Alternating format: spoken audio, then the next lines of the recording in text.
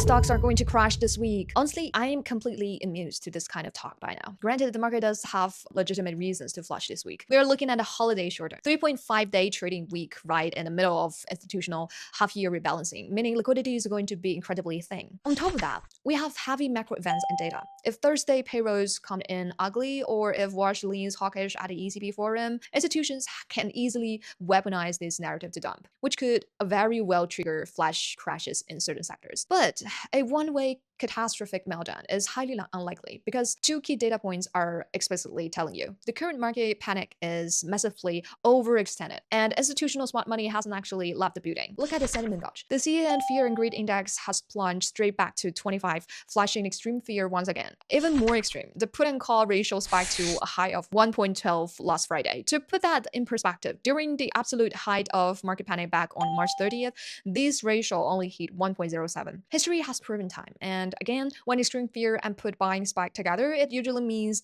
the selling momentum is running on empty. Now look at the flow of funds. Institutions are just running a high to low rotation, not exiting the market. The fact that defensive sectors like healthcare and utilities led a rally last week is the ultimate proof. And in reality, the real danger zone this week is the semiconductor sector.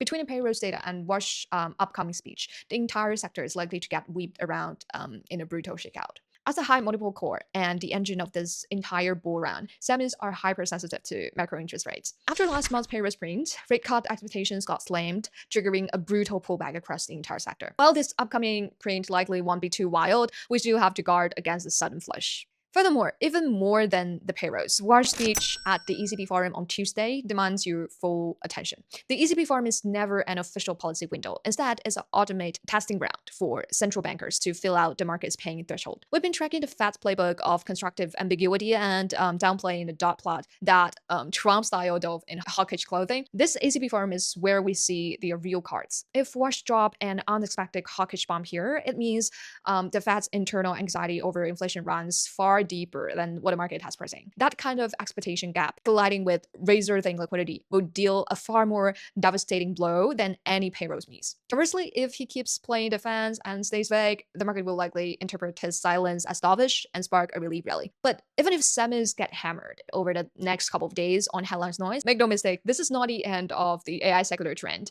Once we survive this stretch and head into July, fresh quarterly capital will start deploying, which could easily ignite the next leg up. Don't forget, historical data shows the first 2 weeks of July represent one of the highest win rate loan windows of the entire year. And finally, looking past the tape at a political chess game, there's a highly intriguing signal. Over the weekend, the market has heavily betting that Trump and Iran were about to go to war again. Yet, less than an hour before futures opened, both sides suddenly call it truth. It's obvious that Trump is actively cooling the stock market.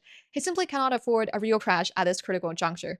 That said, don't rule out geopolitical continuing to be weaponized as an excuse for institutional distribution this week. To sum up, US equity this week are likely playing out a classic script of fake crash, real shakeout. Just because panic is overextended doesn't mean the index can't grind lower. And just because we are in extreme fear doesn't mean we get an instant V button. In times like this, your position size is your conviction. In times like this, positioning sizing and risk management are infinitely more important than guessing the direction. Okay, let's talk about gold. The price stabilization over the past 2 days has many people debating. Is 4,000 the absolute bottom for gold? Like I mentioned in my last video, when the big players want to short, they must engineer counterparties to take a bait. They would deliberately fake a button by flattening out the moving average. They push it down and rip it right back up and baiting the formal crowd into betting on a V-shaped recovery. In reality, gold's current price action is nothing but weak consolidation. While we might see a weak bounce leaning on the 4,000 level, the broader trend remains a choppy downtrend. Furthermore, this week is shaping up to be another double kill for both bulls and bears.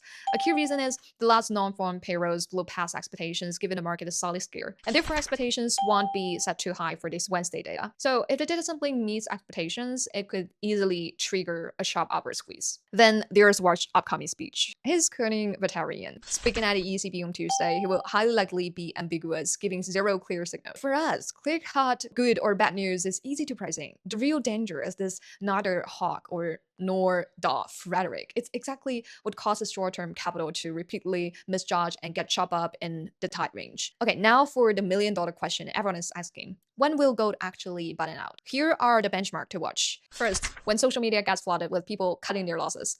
Once we see a capitulation style sell-off, the true button is in.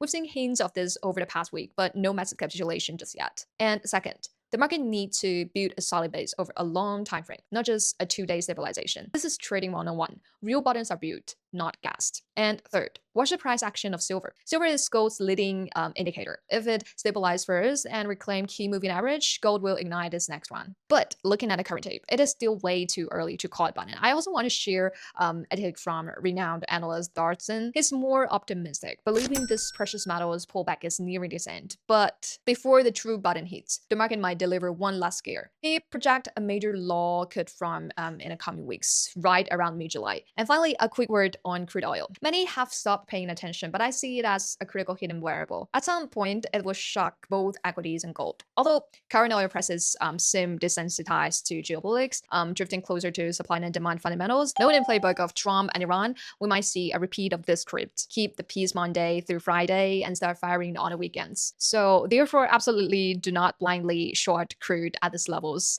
heading into the weekend. Because with this peace war theater playing out repeatedly, there's no telling if Iran might suddenly harass on oil tanker or blow something major. This would spike oil prices and put a midterm election pressure on Trump to secure more bargaining chips. Okay, as always, this is just my personal trading analysis, not financial advice. And also shout out to EBC Financial Group for sponsoring the content.